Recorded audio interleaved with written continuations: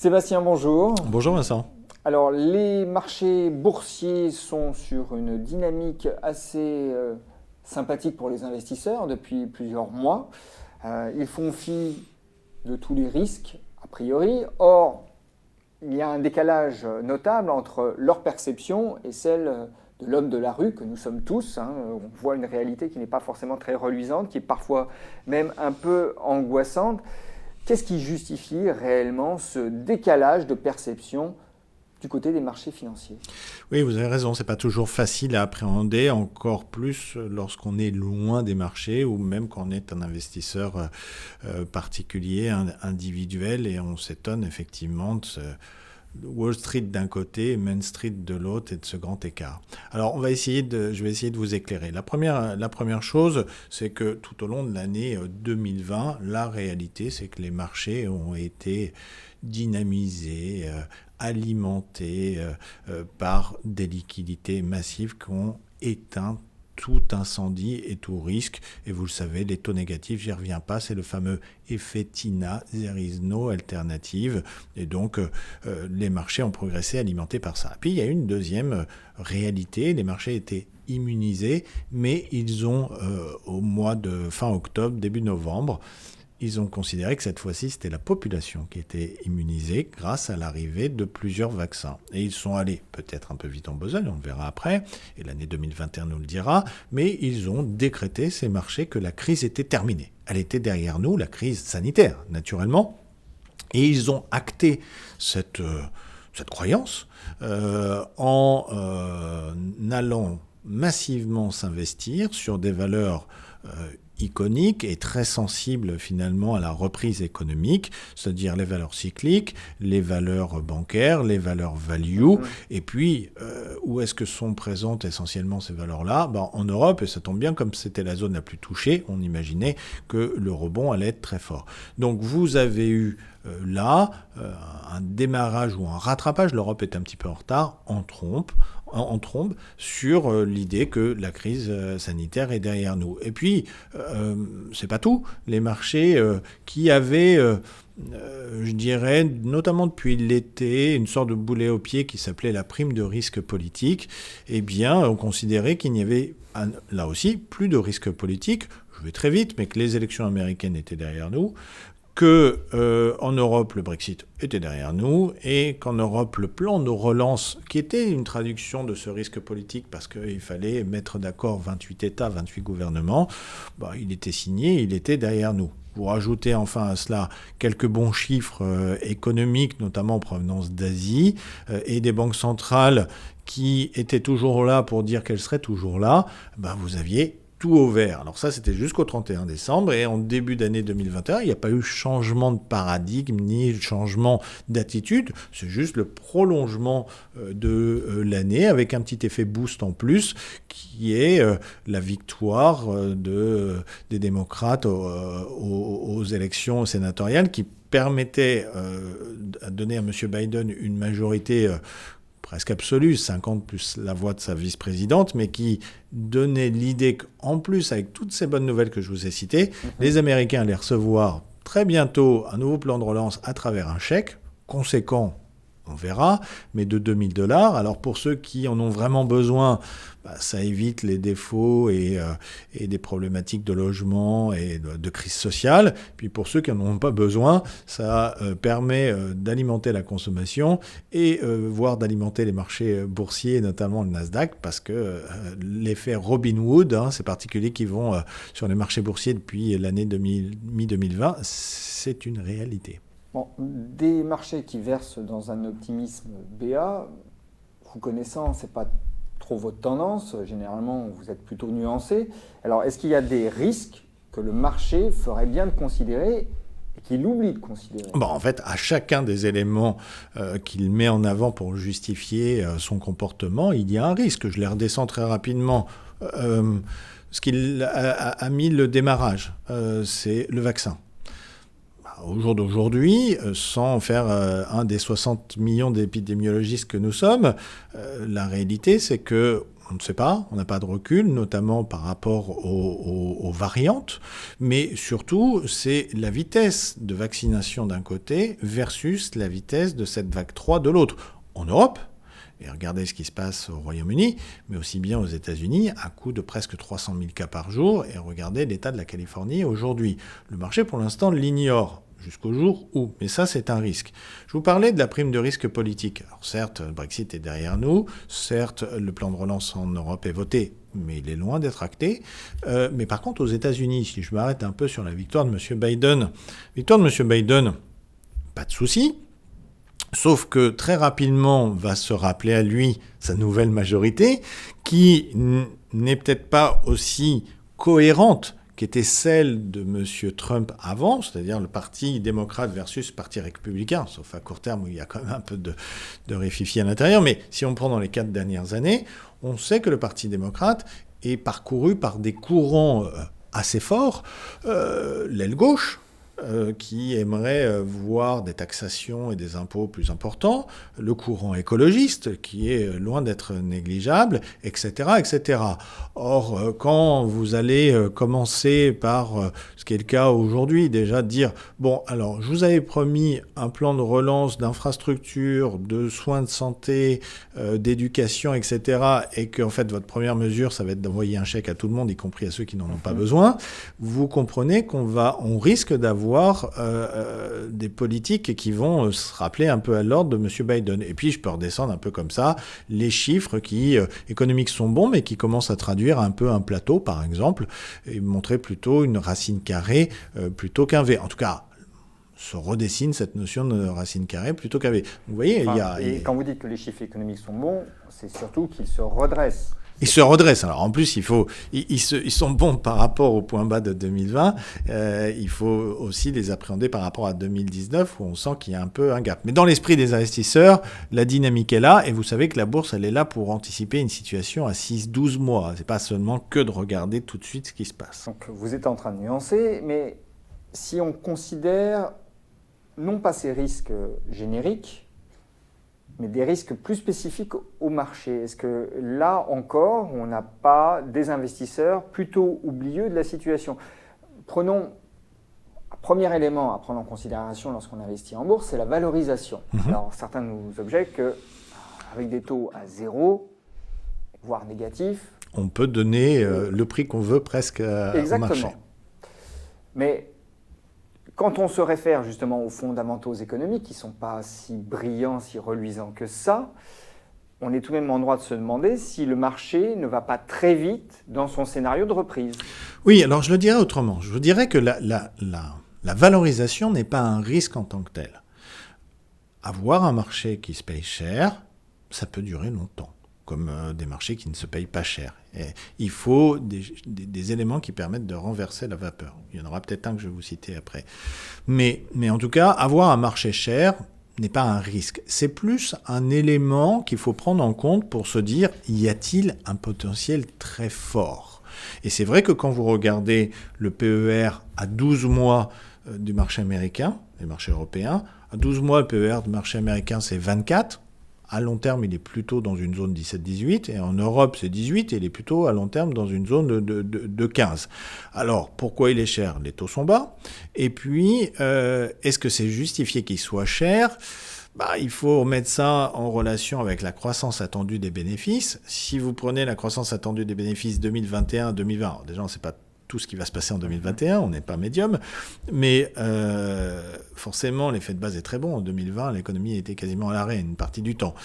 Mais il faut plutôt mettre ça en relation par rapport à 2019. Et là, vous vous apercevez que vous avez un marché cher avec une croissance attendue des bénéfices qui est à ce stade plus 6 aux États-Unis sur ces 2 années, moins 5 en Europe. Donc oui, il est cher. Donc je ne le mets pas comme un risque, je vous le mets un peu comme une alerte et comme un plafond de verre. Ce que je commencerai à vous mettre comme un risque, c'est que les investisseurs qui font preuve d'une forme d'optimisme assez forte, avec tous les éléments que je vous ai cités, et en omettant le risque afférent à chacun de ces éléments, non seulement il voit la vie en rose, mais il considère que ça va continuer comme ça, et en plus, qu'il ne prend aucune assurance contre quoi que ce soit qui puisse arriver en 2021. Il suffit pour ça de regarder quelques indicateurs, qui sont les indicateurs notamment de sentiment aux États-Unis des investisseurs particuliers qui sont au plus haut et dans des niveaux, dans des territoires d'optimisme qui sont plutôt historiquement les zones les plus hautes. L'optimisme est donc un risque en lui-même. En tout cas, à ne voir que la vie en rose et que le bon côté des choses, il peut y avoir un peu de surprise. Vous savez, on le dit, il y a des indices de surprise en bourse et en économie. Donc, il pourrait y avoir là des moments de doute qui pourraient apparaître. Mais au-delà de ça, c'est que le marché n'a peur de rien. Alors, vous avez un indice bien connu aujourd'hui des téléspectateurs qui s'appelle le VIX, l'indice de la peur. Cet indice, il est au plus bas. Et puis, vous avez aussi un indice plus technique qui est un ratio, le ratio call-put, c'est les options, les options d'achat, les options de vente. Put-call, en l'occurrence. Put-call, vous avez raison de le préciser, qui traduit quoi ? Qui traduit, en fait, en permanence, quel est le niveau de détention d'assurance du marché face à un risque qu'il ignore. Mais Oui, puisqu'un put, on rappelle, c'est une position vendeuse sur le marché, un call, c'est une position acheteuse. Oui, et je le simplifie encore plus, un put, c'est une assurance. Voilà, tout simplement comme si, à un moment, vous achetiez une prime d'assurance pour protéger votre voiture. Si elle brûle, vous êtes remboursé. C'est un peu ça. Aujourd'hui, ce ratio put-call, il est au plus bas depuis 20 ans. C'est-à-dire que le marché est très optimiste, le marché n'a peur de rien, le marché voit le bon côté des choses et il considère que ça ne sert à rien de se protéger puisqu'il y a un assureur qui est là par tous les temps qui s'appelle Banque Centrale, voire qui s'appelle désormais État, parce que, regardez, qui aurait imaginé, encore plus aux États-Unis, qu'on paye les Américains à la fin du mois à travers des chèques, ou qu'on fasse, dès qu'il y a un problème, des plans de relance massifs. Donc là, on commence à rentrer dans les risques, et quand je vous parle de plans de relance massifs, et notamment de celui de M. Biden, je vous parle de montagne de dette, et je vous parle de taux et d'inflation. Et là, on commence à rentrer vraiment dans un risque spécifique de 2021 qu'on n'avait pas vu auparavant. Oui, alors, ça c'est intéressant parce qu'en effet, le marché ne croit pas à des hausses de taux, sauf qu'on assiste à des frémissements. Oui. Et le fait qu'il ne croit pas à des hausses de taux, ça signifie aussi qu'il ne croit pas au risque inflationniste, a priori. Absolument. Alors, en fait, il faut savoir de quel taux on parle, parce qu'il y a les taux courts des banques centrales, il y a les taux longs. Les taux aujourd'hui qui commencent à attirer un peu les yeux des investisseurs sont les taux longs américains, qui remontent, qui traduisent quand même l'idée qu'il va falloir à un moment ou à un autre payer ses dettes, et donc c'est une prime de risque qui se met en place, mais surtout que l'inflation est en train de revenir. Alors si vous interrogez des économistes, ils vous disent non, il n'y a pas d'inflation, mais oui, vous avez raison, il y en a, mais c'est une inflation un peu transitoire, liée au Covid et à la perturbation de la supply chain, liée à toutes les mesures qu'on est obligés les uns et les autres de mettre en place qui sont des coûts, liée à des choses, ah oui, vous avez raison, peut-être un petit peu plus structurelles, qui sont par exemple les coûts climat, c'est-à-dire toutes les normes de réduction du CO2, d'économie d'énergie, etc., etc. Donc on commence à rentrer sur de l'inflation un peu plus long terme. Je pourrais vous en citer plusieurs. À court terme, la remontée des prix du pétrole et autres. Mais plus le phénomène de relocalisation. Le phénomène de relocalisation qu'on anticipe et qui va devenir quand même en partie une réalité, qui fait que les coûts de main-d'œuvre sont plus forts aux États-Unis, en Europe qu'en Asie. Mais les économistes vous disent, ça c'est pas de la vraie inflation, parce que la vraie inflation, c'est quand les prix et les salaires sont indexés et s'auto-entretiennent. Voilà, les prix montent, mon salaire va monter, comme mon salaire monte, j'achète, les prix remontent, etc. Et ça, c'est la boucle inflationniste. Aujourd'hui, elle n'est pas là. On peut quand même y mettre un bémol, c'est qu'en Allemagne, on a su, il y a quelques longs mois, mais on a su mettre un salaire minimum, que M. Biden ne va pas tarder à monter le salaire minimum à $15 aux États-Unis. Et puis, mine de rien, quand vous faites une forme, parce que c'en est une, de salaire universel actuellement, aussi bien aux États-Unis à travers des chèques qu'en Europe à travers le chômage partiel, il y a peut-être un petit côté inflationniste. Et en plus, là où l'inflation n'était pas forcément désirée avant, on peut imaginer qu'elle soit, dans les prochains mois, prochaines années, souhaitée. Parce que, vu la montagne de dette des États, aux États-Unis comme en Europe, et ça devient un problème en France, on le sait tous, soit vous la remboursez en augmentant les impôts, ce qui paraît extrêmement compliqué dans le climat que nous vivons, social, économique, soit vous faites en sorte que la monnaie avec laquelle vous allez la rembourser soit pas tout à fait la même et qu'elle ait moins de valeur. Et donc l'inflation va être souhaitée. Mais si vous croyez à ça, alors le paradigme changera sur les marchés. Et je reviens au tout début de notre conversation pour boucler la boucle.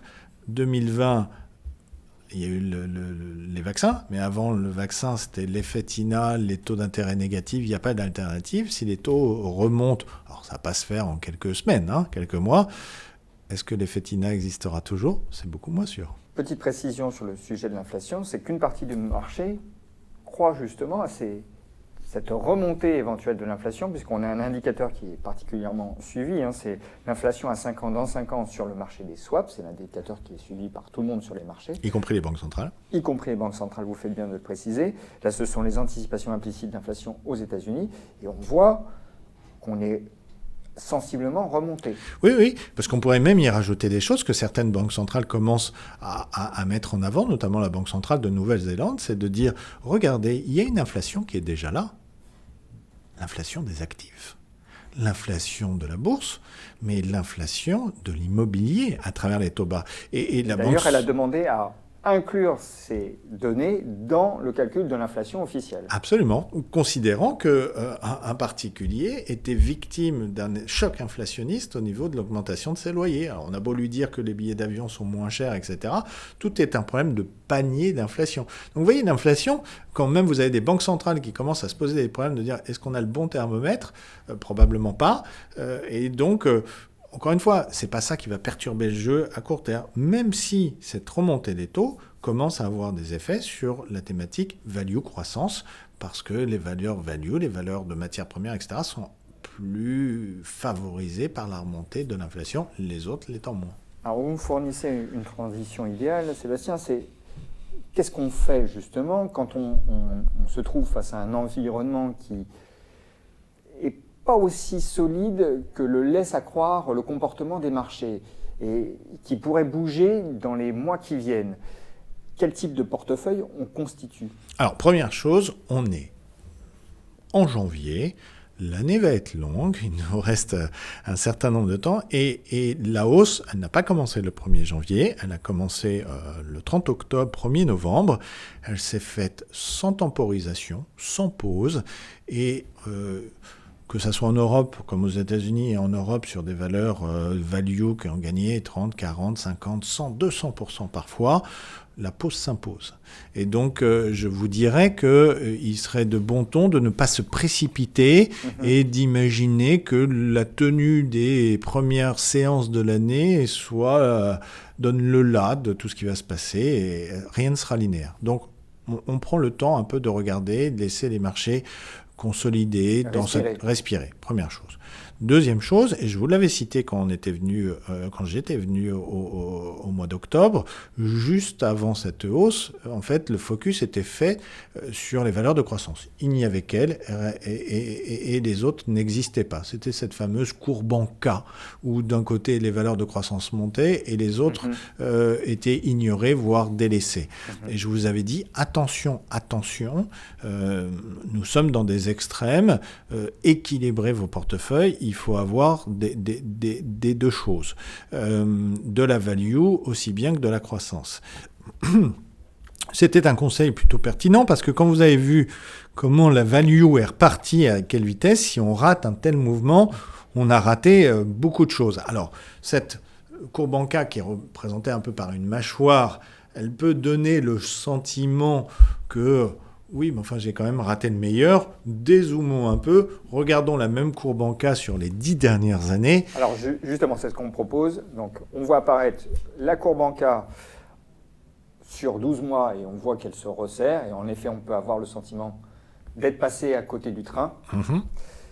Mais dézoomons comme vous le recommandez. Et là, sur 10 ans, on voit qu'il y a énormément de marge encore. Il y a beaucoup de marge. Donc, portefeuille équilibré, dans le deuxième conseil que je vous donne, avec peut-être une petite optimisation des points d'entrée, c'est la respiration au cours du mois de janvier, avec les risques que j'ai cités qui pourraient plus ou moins se matérialiser, en tout cas être repricés un petit peu mieux. Voilà. Et puis après, je vous avais dit qu'il fallait des thèmes. Ça, c'est toujours vrai. Il y a les indices d'un côté, il faut s'en affranchir, et raisonner thème. Value et croissance sont des thèmes tout en étant en même temps des styles. Mais des thèmes, c'est quoi ? Il y a des thèmes qui ont acquis leur lettre de noblesse, qui ont acquis leur statut de valeur de croissance, qui de ce fait se payent très cher, sont les valeurs d'environnement. Mais force est de constater que de plus en plus, on le voit dans notre quotidien, les normes sont là, les objectifs, les interdictions. Donc il faut avoir des valeurs d'environnement. Alors ne me faites pas dire ce que je n'ai pas dit et que je ne dirai pas. Valeurs d'environnement, c'est pas Tesla, avec des valorisations qui ne veulent strictement rien dire, puisque si je prends juste quelques secondes Tesla, aujourd'hui, à elle seule, Tesla vaut plus cher que l'ensemble des constructeurs automobiles réunis, et désormais incluant même les équipementiers. Donc, inutile de vous dire que c'est complètement délirant. Je parle de choses qui sont plutôt dans la transition énergétique, et si on ne veut pas faire que de l'environnement pur, il y a même le bâtiment, la rénovation, la maîtrise de l'énergie, le traitement des eaux, le recyclage, donc il y a beaucoup de choses. Mais c'est une tendance de fond auquel le marché va accorder des primes de valorisation, donc il ne faut pas hésiter à avoir ça à long terme, au même titre par exemple que la digitalisation, qui fait partie des valeurs de croissance dans cette courbe en K, mais le stay at home, le télétravail et ce qui va avec, les logiciels de télétravail, valeurs qui ne sont pas forcément françaises, mais plus peut-être allemandes ou américaines, mais même s'il y a la courbe en K, ça veut dire qu'il faut avoir des valeurs de value, il faut quand même avoir des valeurs de croissance, et cette digitalisation et cette cybersécurité, parce qu'on le voit, c'est quand même un sacré problème, ça fait partie des thèmes de long cours. Et puis, tous ces thèmes, on les retrouve aussi dans un groupement de valeurs qui s'appelle les petites et les moyennes valeurs. Ayez la curiosité de regarder leur parcours en 2020. Plutôt bon, voire très bon, plutôt bon en absolu et plutôt bon en relatif des grandes valeurs. Alors que très honnêtement, quand une crise boursière apparaît, bien souvent ce sont les valeurs qui sont sacrifiées du fait de leur liquidité plus faible et des risques afférents à leur monométier ou leur bilan plus faible. Il n'empêche que ces valeurs ont surperformé en 2020, après 2 années de sous-performance 2018-2019, mais pourquoi elles sont recherchées et pourquoi elles vont continuer de l'être ?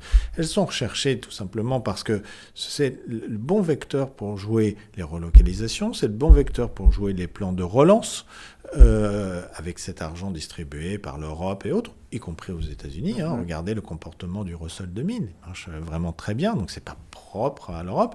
Et puis c'est là que vous allez trouver vos valeurs un peu monométiers et d'avenir, si vous voulez. Donc la thématique small mid cap, on a montré qu'en 2020, elle avait une prime de risque, elle se paye moins cher que les grandes.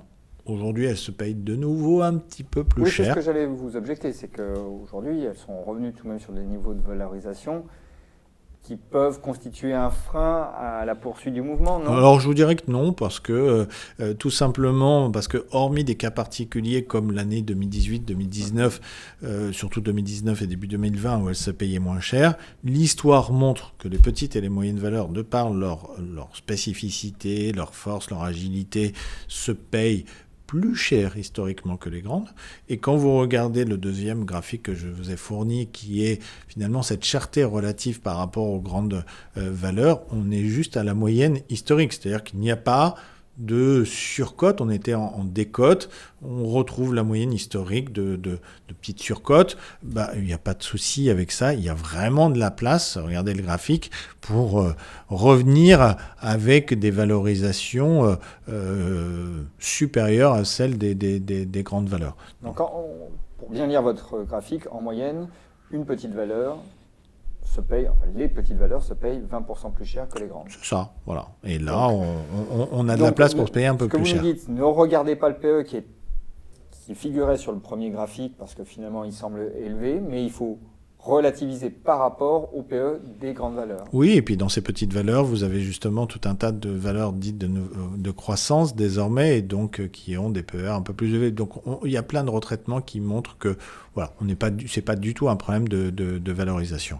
Et puis mon dernier conseil, c'est rendez-vous dans 3 mois. Pourquoi dans 3 mois ? Parce que aujourd'hui, l'exercice est demandé à tout à chacun, comme chaque année, de se projeter sur l'ensemble de l'année, qui est un exercice extrêmement difficile, voire impossible. Et on peut plus, comme j'ai tenté de le faire, de montrer les raisons et les risques afférents à un marché. Pourquoi je vous donne rendez-vous dans 3 mois ? Parce que la temporalité des marchés, c'est pas le 1er janvier, le 31 décembre. Depuis 2000, c'est plutôt mars à mars.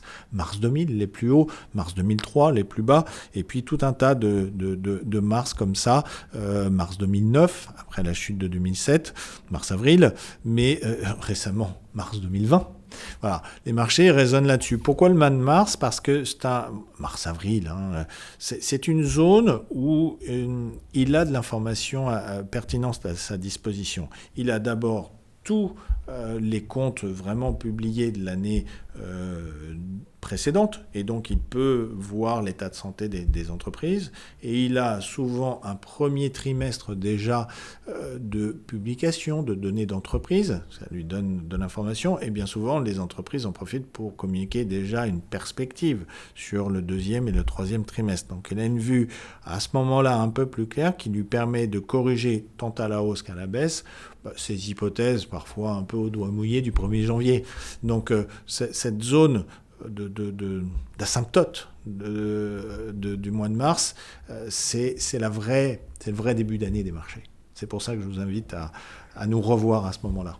Bon, ce que je retiens de tout ce que vous venez de nous dire, c'est qu'il faut certes prendre en considération les facteurs positifs, mais il ne faut pas être oublieux de tous les risques qui pèsent, et notamment ce frémissement inflationniste que vous décrivez, qui pourrait provoquer des mouvements sur les taux et donc par réaction sur les actions, qu'il faut appréhender ce marché de façon plutôt diversifiée et équilibrée pour ne pas rater des mouvements. Oui, et faire face à plusieurs scénarios qui pourraient reprendre ou se confirmer tout au long des prochains mois. Donc gérer le risque en étant diversifié, là c'est plus que jamais important. Avoir une approche plutôt par thématique selon vous. Oui. Et au sein de cette thématique, on parle des valeurs vertes, mais le spectre est très large, parce que là vous vous dites qu'il ne faut pas se focaliser sur les titres les plus emblématiques, mais regarder plus loin. Et puis, considérer tout de même une poche petite et moyenne valeur, parce que pour vous, à moyen terme, elle devrait bénéficier de toutes les mesures de soutien et de certaines tendances structurelles, notamment la relocalisation. Oui, et puis on le voit de tout temps, en fait, les petites et les moyennes valeurs sont les champions de demain, et on le voit sur longue période, surperforment les plus grandes. Mais on ne peut pas en faire un portefeuille à part entière, c'est une brique du portefeuille.